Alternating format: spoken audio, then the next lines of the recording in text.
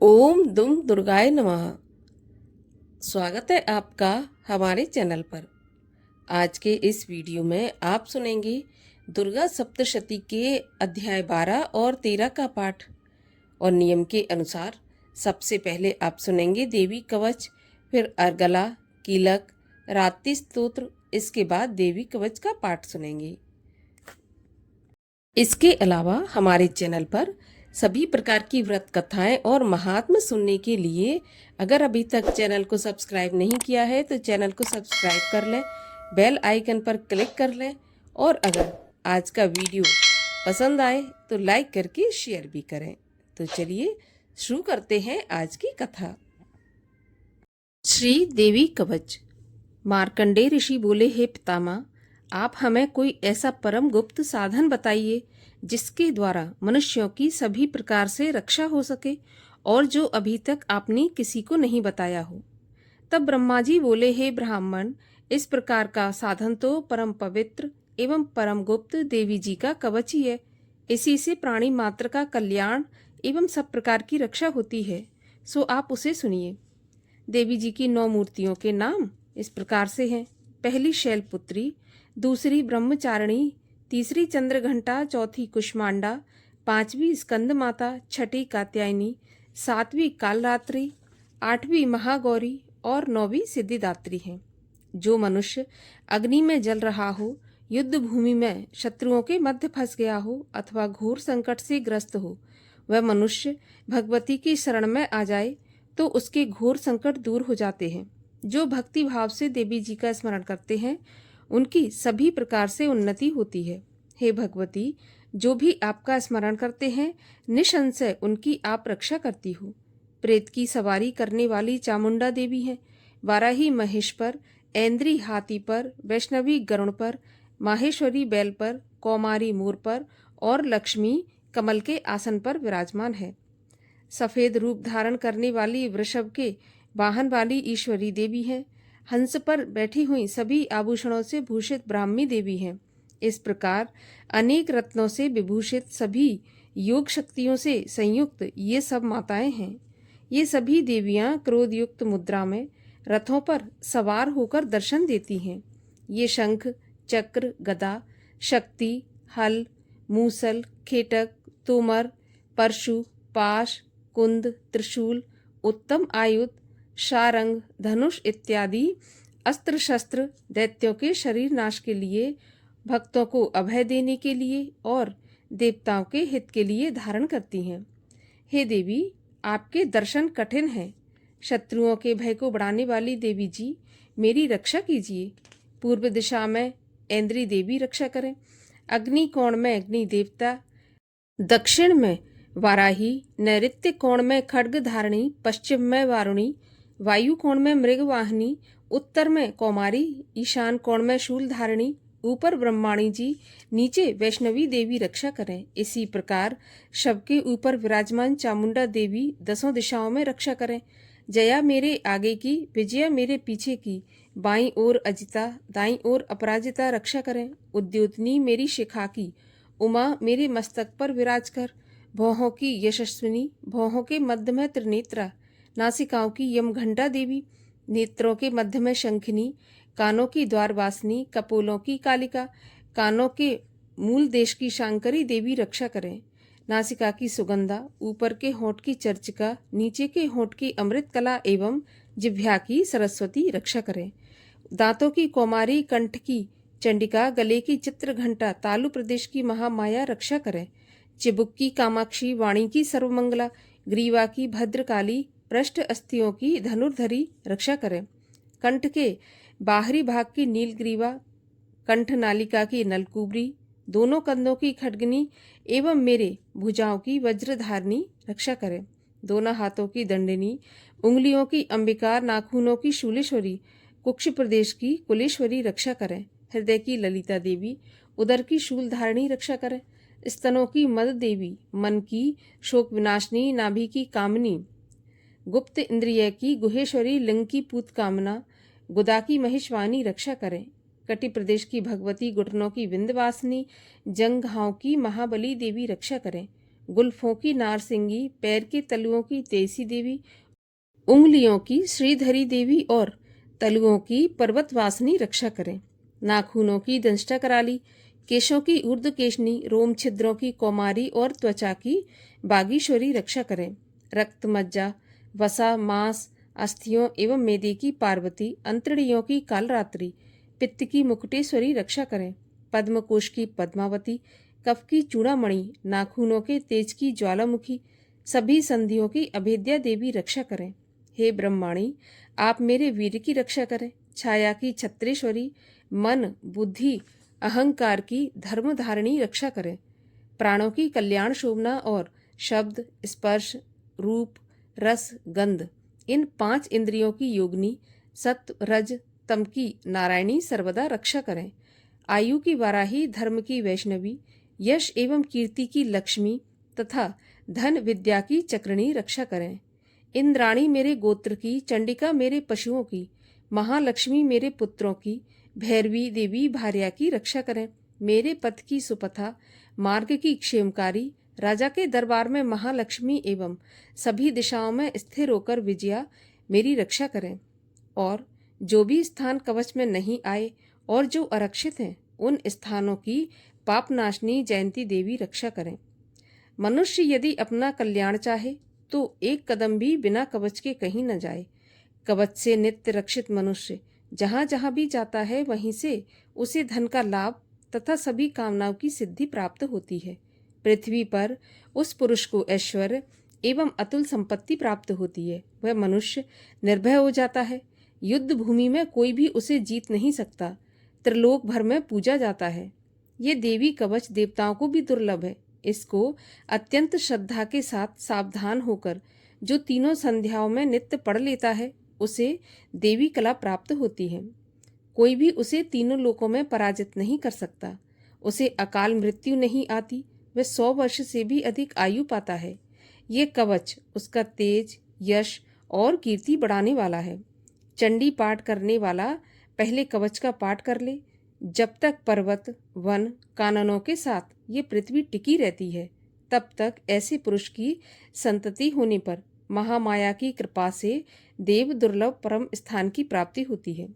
कवच का पाठ करने वाला सुंदर रूप को पाकर सदा शिव के साथ आनंद पाता है। श्री अर्गला स्तोत्र।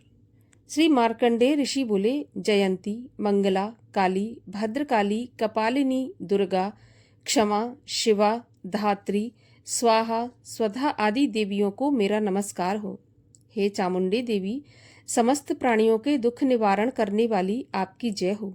सर्वव्यापक देवी कालरात्रि, आपकी जय हो। मधु तथा कैटभ दैत्यों का दलन करने वाली, ब्रह्मा जी को वरदान देने वाली, आपको नमस्कार हो। हे देवी, आप मुझे सुंदर रूप दो, जय दो, यश दो तथा क्रोध आदि शत्रुओं का नाश करो। महिषासुर का नाश करने वाली, भक्तों की सुखदाता देवी जी को नमस्कार हो।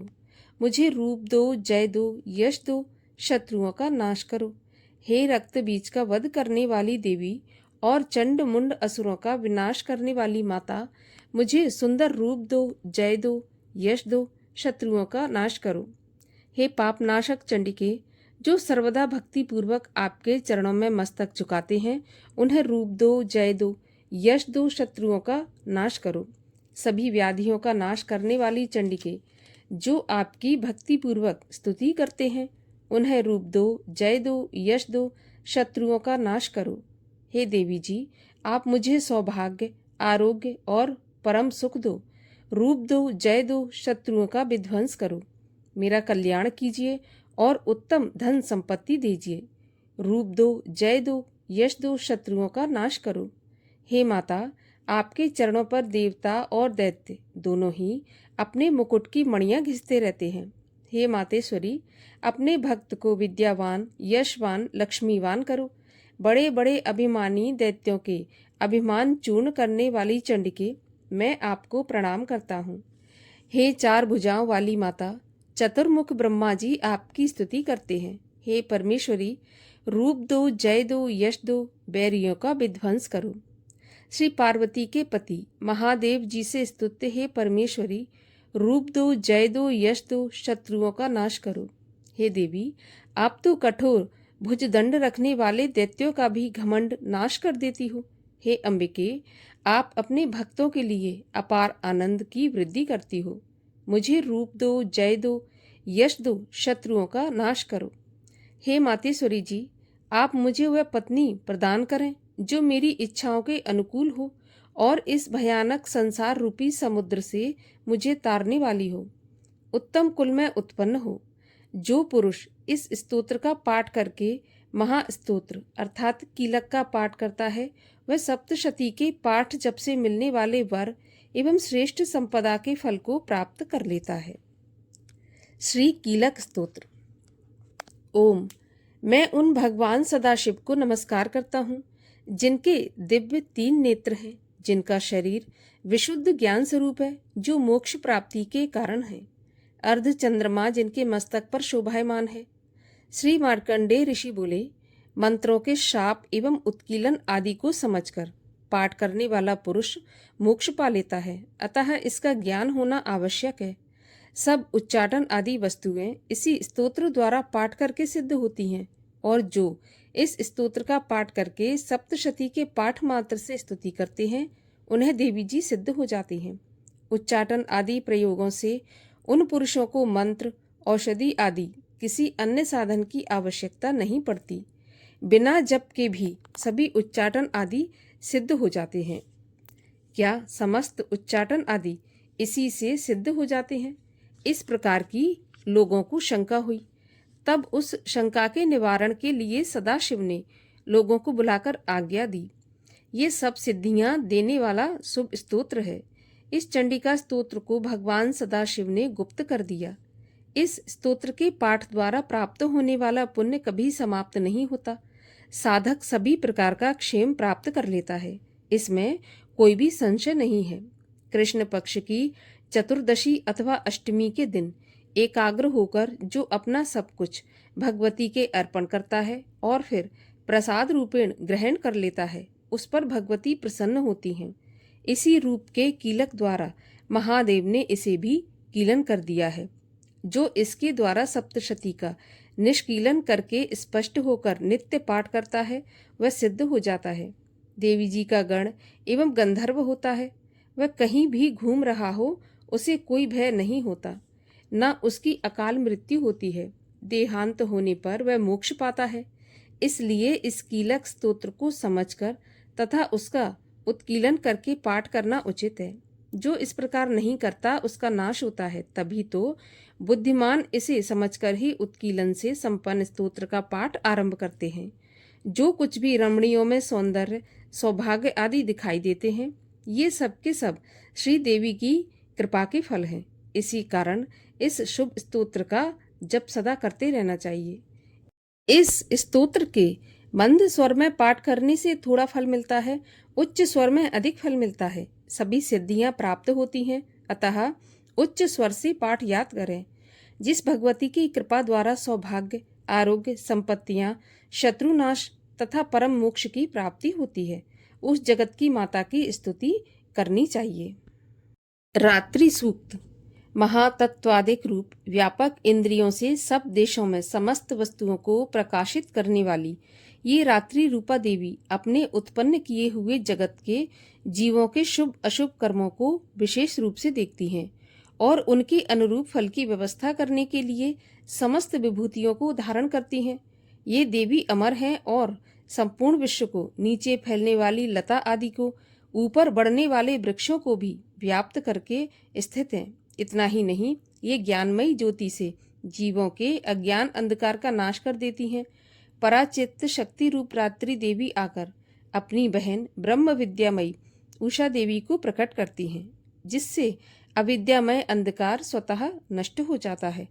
वे रात्रि देवी इस समय मुझ पर प्रसन्न हो, जिनके आने पर हम लोग अपने घरों में सुख से सोते हैं, ठीक वैसे ही जैसे कि रात्रि के समय पक्षी वृक्षों पर बनाए हुए अपने घोंसलों में सुखपूर्वक शयन करते हैं।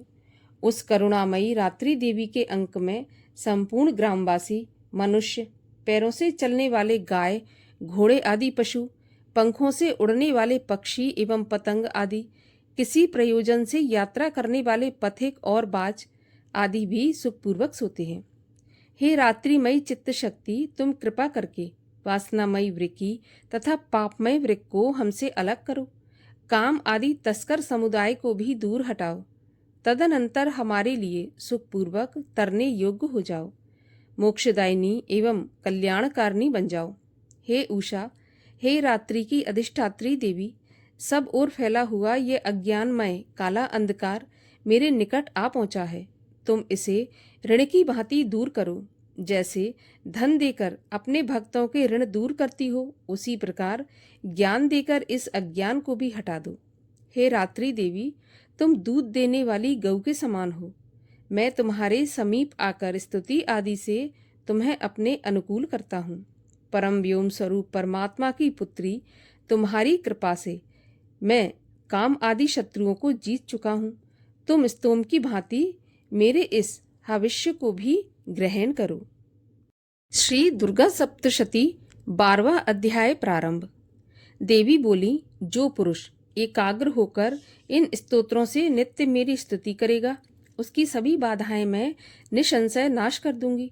और जो मधु कैटभ का नाश, महिषासुर का घात एवं शुंभ निशुंभ इन दोनों के वध आदि का कीर्तन करेंगे, और जो एकाग्र होकर अष्टमी, चतुर्दशी, नवमी तिथियों में भक्ति पूर्वक मेरे इन उत्तम चरित्रों का महात्म्य सुनेंगे, उन्हें किसी प्रकार का अनिष्ट स्पर्श नहीं कर सकेगा। ना पापों से उत्पन्न आपत्तियां उन्हें दुखित कर सकेंगी, ना दरिद्रता प्राप्त होगी, ना प्रिय का वियोग होगा, शत्रु का भय नहीं होगा, लुटेरे तथा राजा से भी कोई भय नहीं आएगा, और ना शस्त्रों से, ना अग्नि से, ना जल राशि से भय कभी भी होगा। इसलिए मेरा महात्म एकाग्र चित्त होकर पढ़ना चाहिए एवं भक्ति से सदा सुनना चाहिए। मेरा चरित्र परम मंगलदायक है। महामारी से उत्पन्न सभी उपद्रवों को तथा तीनों पापों को मेरा महात्म शांत कर देता है। मेरे जिस मंदिर में मेरा ये महात्म पढ़ा जा रहा हो, उस स्थान का मैं कभी त्याग नहीं करती। वहाँ मेरा सदा सन्निधान रहता है। बलिदान, पूजा, अग्निहोत्र एवं महोत्सव में इस मेरे सारे चरित्र का पाठ करें और श्रवण करें। इस प्रकार विधि जानकर अथवा बिना जाने बलि, पूजा, हवन आदि जो कुछ भी करेगा उसे मैं प्रेम पूर्वक ग्रहण कर लूंगी। शरद काल में मेरी वार्षिक महापूजा की जाती है। उस अवसर पर जो मेरे इस महात्म को भक्ति के साथ सुनेगा, उसकी सभी बाधाएं निवृत्त हो जाएंगी और वह धन, धान्य, पुत्र आदि से संयुक्त हो जाएगा। मेरी उस पर कृपा होगी, इसमें संशय नहीं। मेरे इस महात्म को, मेरी उत्पत्ति की पवित्र कथाओं को एवं युद्ध में मेरे पराक्रम को जो मनुष्य सुनेगा, वह सर्वथा निर्भय हो जाएगा। मेरे महात्म सुनने वाले मनुष्यों के शत्रु नष्ट हो जाते हैं, कल्याण प्राप्त होता है और कुल आनंदित रहता है। सभी शांति कर्मों में स्वप्न देखने पर, ग्रहों की दारुण पीड़ा होने पर मेरा महात्म श्रवण करें, उसके सभी उपद्रव शांत हो जाते हैं। ग्रहों की दारुण पीड़ाएं निवृत्त हो जाती हैं। मनुष्य का देखा हुआ बुरा स्वप्न सुख स्वप्न हो जाता है। बाल ग्रहों द्वारा पीड़ित बालकों के लिए यह महात्म शांतिदायक है। मनुष्यों में फूट हो जाने पर यह महात्म मित्रता कराने में परम उत्तम है। सभी दुराचारियों के बल का भली भांति नाश कर देता है। पढ़ने से ही राक्षस, भूत, पिशाच आदि का नाश होता है और मेरा यह सारा महात्म मेरी सन्निधि प्राप्त करा देता है।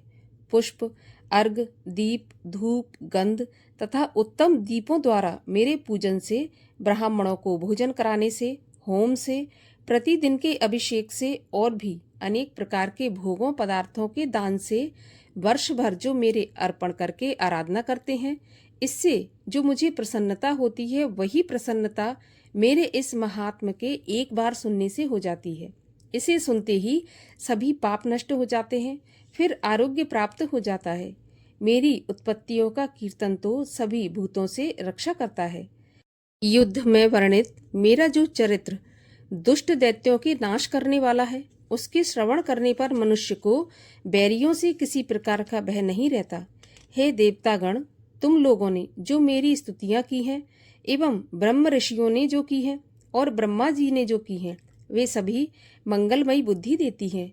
वन में, शून्य स्थान पर अथवा वन की अग्नि से घिर जाने पर शून्य स्थान में डाकुओं से घिर जाने पर, शत्रु द्वारा पकड़े जाने पर अथवा जंगल में शेर, चीता एवं जंगली हाथियों के पीछा करने पर क्रोध में आकर राजा ने वध की आज्ञा दे दी हो, या कैद में पड़ गया हो, अथवा महासमुद्र में जहाज पर बैठ जाने के बाद भारी तूफान आ जाए, उससे जहाज डगमगाने लगे, ऐसे अवसर पर घोर संग्राम में शस्त्रों का प्रहार होने लग जाए, सब प्रकार की बाधाएं पड़ रही हों, किसी महापीड़ा से व्याकुल हों, इस प्रकार की सभी घोर विपत्तियों से इस मेरे चरित्र का स्मरण करने वाला पुरुष छूट जाता है।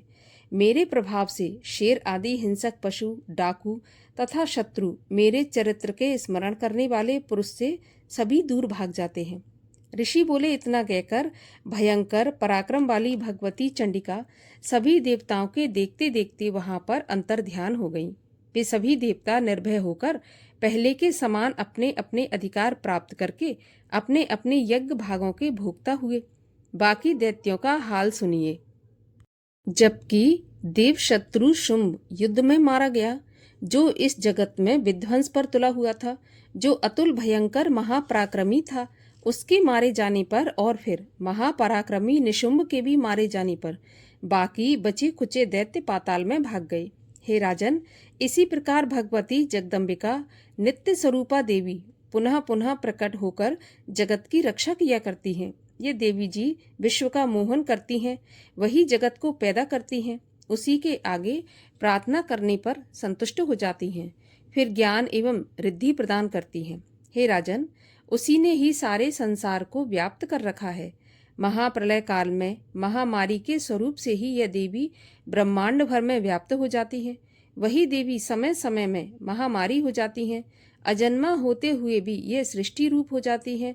वही सनातनी देवी समय समय पर प्राणियों की स्थिति किया करती हैं। मनुष्यों के उन्नति के समय में वही देवी घर में वृद्धिदायिनी लक्ष्मी रूपा हो जाती हैं।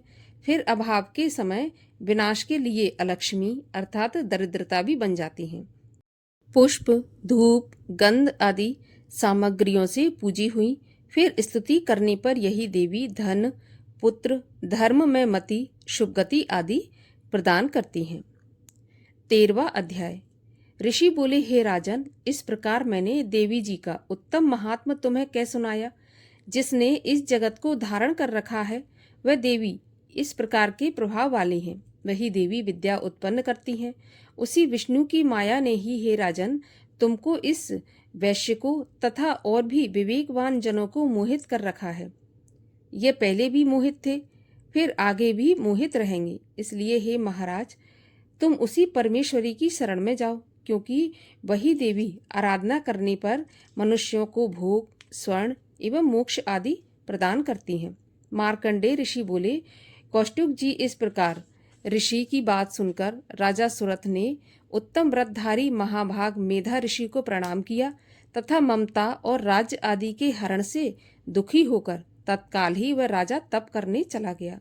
वह वैश्य भी नदी के पास जाकर भगवती के दर्शन के लिए देवी के सूक्त का जप करने लगा, और फिर राजा तथा वैश्य दोनों नदी के समीप मृत्तिका से देवी की मूर्ति बनाकर प्रतिदिन पुष्प, धूप और हवन तर्पण आदि से धीरे धीरे आहार थोड़ा करते हुए निराहार होकर एकाग्रता से देवी जी में मन लगाकर एक चित्त होकर के देवी जी की आराधना करने लगे। उन दोनों ने बलि प्रदान के समय अपने अंगों के रुधिर का प्रोक्षण किया।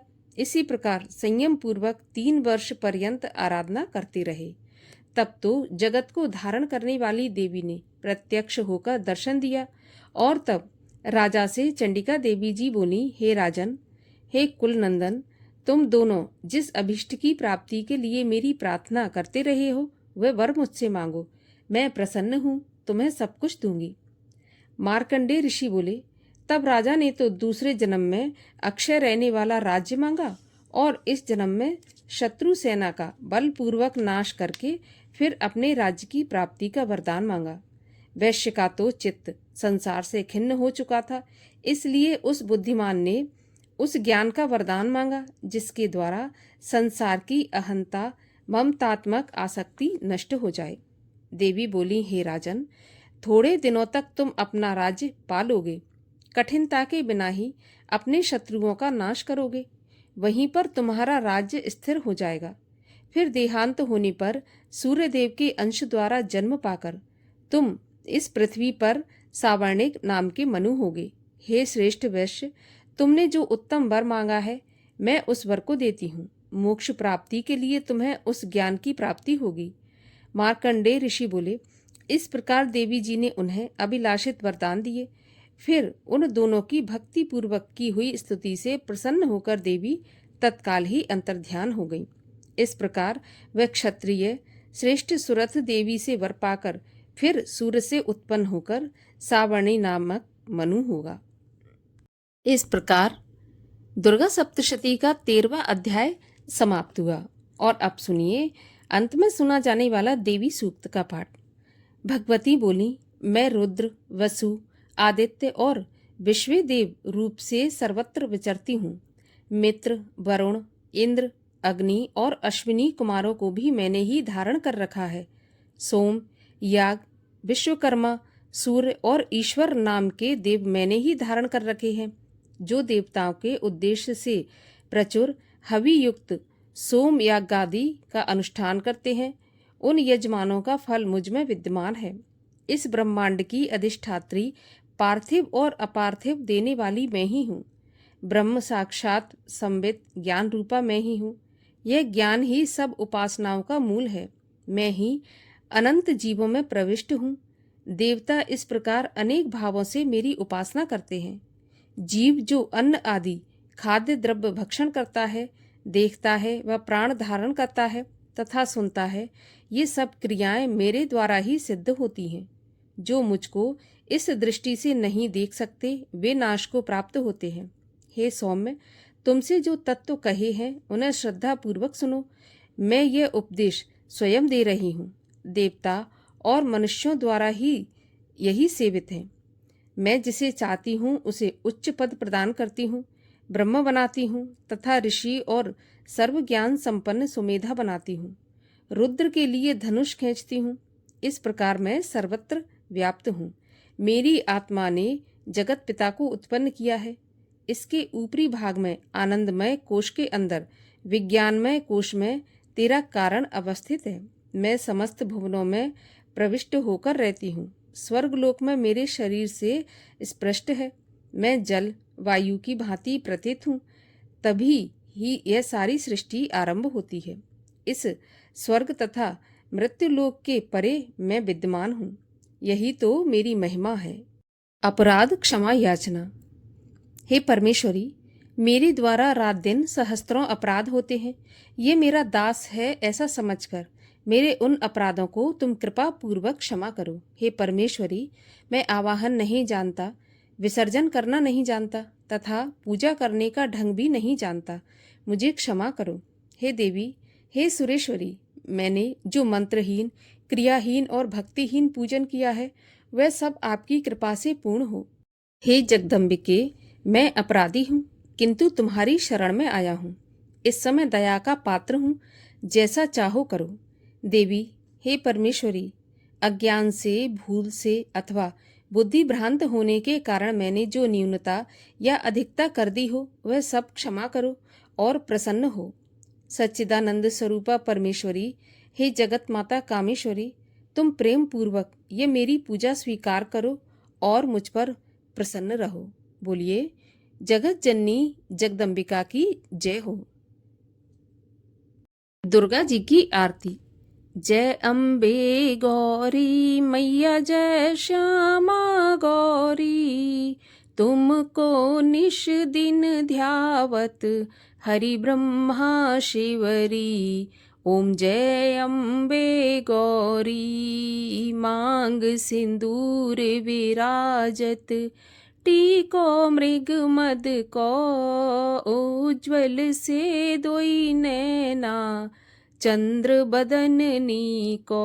ओम जय अम्बे गौरी, कनक समान कलेवर, रक्तांबर राजे, रक्त पुष्प की माला, कंठन पर साजे। ओम जय अम्बे गौरी। के हरि वाहन राजत, खड़ग खपर धारी। सुर नर मुनि जन सेवत, तिनके दुख हारी। ओम जय अम्बे गौरी। कानन कुंडल शोभित, नासाग्रे मोती। कोटिक चंद्र दिवाकर, राजत सम ज्योति। ओम जय अम्बे गौरी। शुंभ निशुंभ बिदारे, महिषासुर घाती। धूम्र विलोचन नैना, निश दिन मदमाती। ओम जय अम्बे गौरी। चंड मुंड संघारे, शोणित बीज हरे। मधु कैटभ दो मारे, सुर भयहीन करे। ओम जय अम्बे गौरी। ब्रह्माणी रुद्राणी, तुम कमला रानी। आगम निगम बखानी, तुम शिव पट रानी। ओम जय अम्बे गौरी। 64 योगिनी गावत, नृत्य करत भैरो। बाजत ताल मृदंगा, और बाजत डमरू। ओम जय अम्बे गौरी। तुम ही जग की माता, तुम ही हो भरता। भक्तन की दुख हरता, सुख संपत्ति करता। ओम जय अम्बे गौरी। भुजा चार अति शोभित, वर मुद्राधारी। मन वांछित फल पावत, सेवत नर नारी। ओम जय अम्बे गौरी।